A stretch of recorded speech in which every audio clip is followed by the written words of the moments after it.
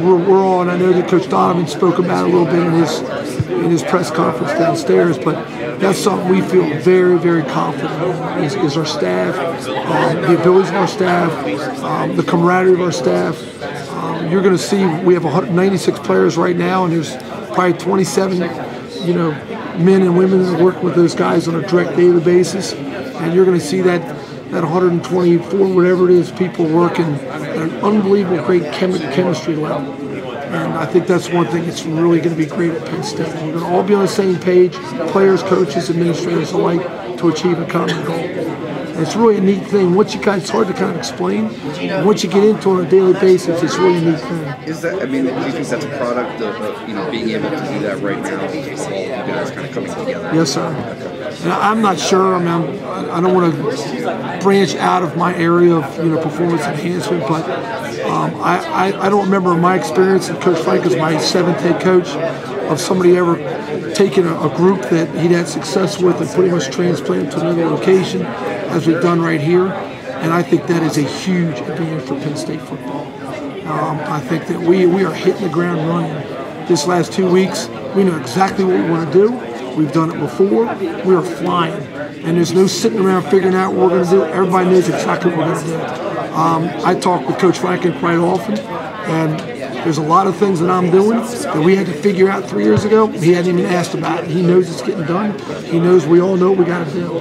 So I think it's going to really give us a nice advantage here. Just so I can understand the relationship a little bit more, it seems like he relies on you for kind of a confidant. 6 years ago.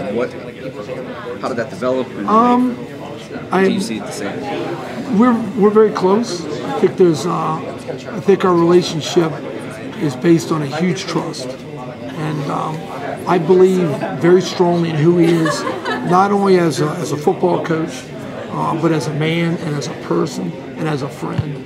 And I think we have that trust in each other. Sometimes when you go to your boss and say, hey, I'd like to do this to the weight room. I really want to do this to the weight room. What do you think?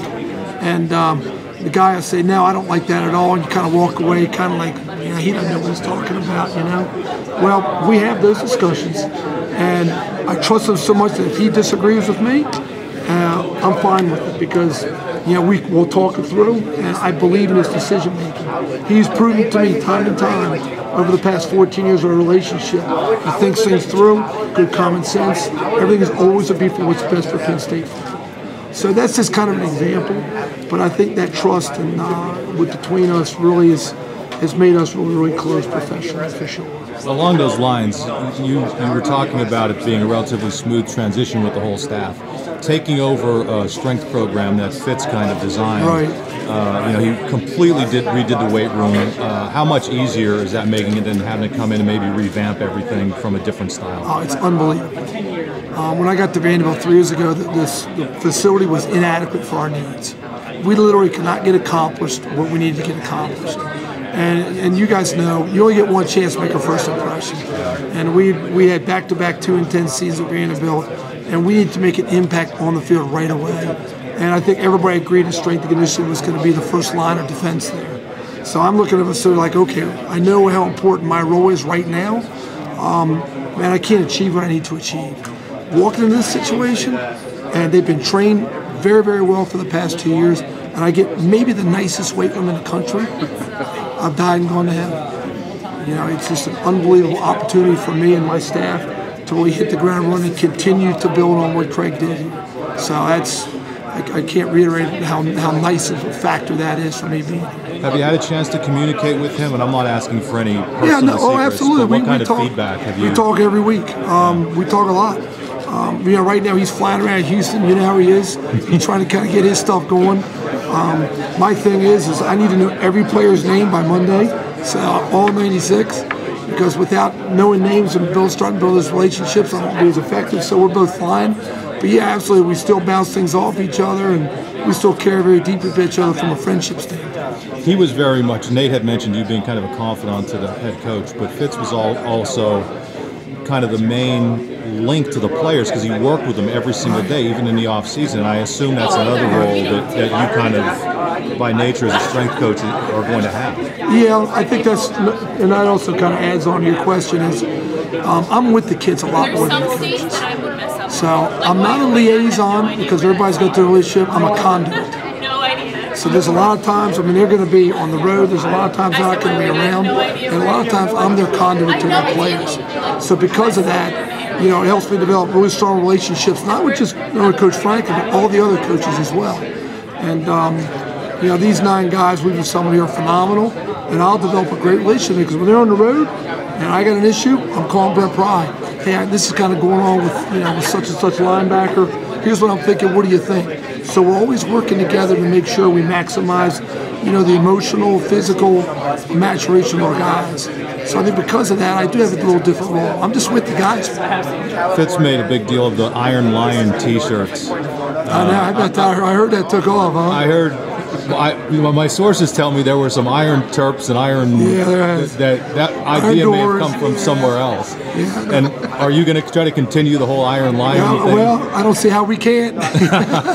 Its roots were like 25 years ago, so it's a pretty nice little mantra for us. How did you came up with that way back when? And how did that come, I think Fitz and I actually did. Okay. Back in the early 90s, mid-90s, we started really working together and started taking strength and conditioning out of the dinosaur stage to the new era and coming up with a little bit more, dynamic graphics and making rooms nice and getting sayings and T-shirts and started kind of thinking that way.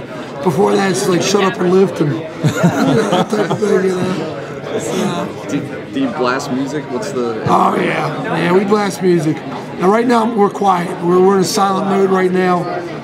Players didn't say a word, which I was kind of surprised about. We're in silent mode. You got to kind of earn the music, but I have a feeling these guys will earn that music pretty quick. These kids work now. Craig had a very obviously well-defined reputation as being pretty quirky, to put it nicely. Ripping shirts off before games, like that kind of stuff. Are your methods different? Yeah, that's not. You're not going to take your shirt off. That was something I had no contribution to that part of Craig. That's Craig's. You're not going to claim that. That was Craig's. I saw it early. He's been a wild man ever since. I can tell you all some stories. It's not in there, but no, I'm a little bit more background. Like getting fired up when it's just me and the kids, but you're not going to really see it much in public like that. No. I'll take a different strategy. A little more restrained. Yeah. And did I see your son's coming back too? Yes, sir. My son's back. What does that mean to you to be able to? Oh, it's a dream come true. I mean, we've talked about it. Craig has done a heck of a job mentoring him and preparing him and making him a better strength coach. And it got to the point where here at Penn State, he really was relying on him, which I'm so proud of that D just developed like that. And the hardest thing that I've had to do in the past 2 weeks, it's been to have to call him and ask permission to talk to my son to try to hire him back. Because he meant a lot to Craig. Craig was relying on him in Houston just like he was relying on him here. So it's awesome to have him here. And he's been an unbelievable help. He knows the system. He knows the people. He's got great energy. The players like him and respect him. So I almost, in a way, get instant credibility to a degree from Deej, because everybody's like, "Oh, you're Deej's dad," and then they want to meet me. You're the original Deej, right? Yeah, I came first. So Deej has been great. It's great for my wife too. So. Thank you.